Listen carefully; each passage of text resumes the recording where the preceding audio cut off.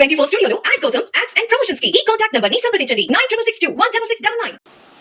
అందుకే ఎంవివి యొక్క కుటుంబ సభ్యుల యొక్క కిడ్నాప్ వ్యవహారం ఏదైతే ఉందో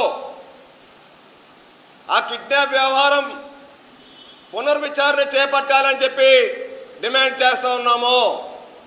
కొత్త ప్రభుత్వం కూటమి ప్రభుత్వం ఏర్పడింది కాబట్టి ఎంవివి కిడ్నాప్ అనేది వాళ్ళ కుటుంబ సభ్యుల కిడ్నాప్ అనేది ఒక హైడ్రామా.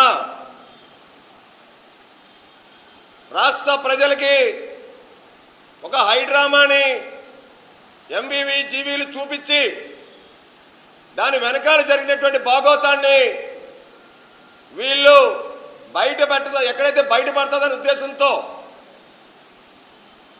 వీళ్ళు దాన్ని దాచిపెట్టారు, అధికారం ఉన్నదని ఒక పెద్ద అండతో కిడ్నాపర్లని జైలుకి పంపించి పోలీస్ అధికారులతో స్పష్టమైనటువంటి విచారణ చేపట్టకుండా పెద్ద ఎత్తున సానుభూతి పొందాలని సొంత భార్య బిడ్డ స్నేహితులు కిడ్నాప్లు అడ్డం పెట్టుకొని అంత నీచ స్థితికి దిగజారినటువంటి మాజీ ఎంపీ ఎంవివి ఎవరైతే ఉన్నారో ఆ ఎంవివి కిడ్నాప్ వ్యవహారం ఏదైతే ఉందో దాని మీద పూర్తి స్థాయిలో విచారణ జరపాలి. ఎవరు అసలు వెంకట్ అనేటువంటి వ్యక్తి ఎవరు? నిందితుడు వెంకట్కి ఎంవివికి ఉన్న సంబంధం ఏంటి?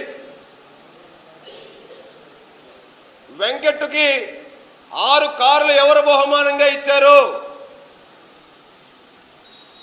వెంకట్కి 100 ఎకరాలు పొలాలు,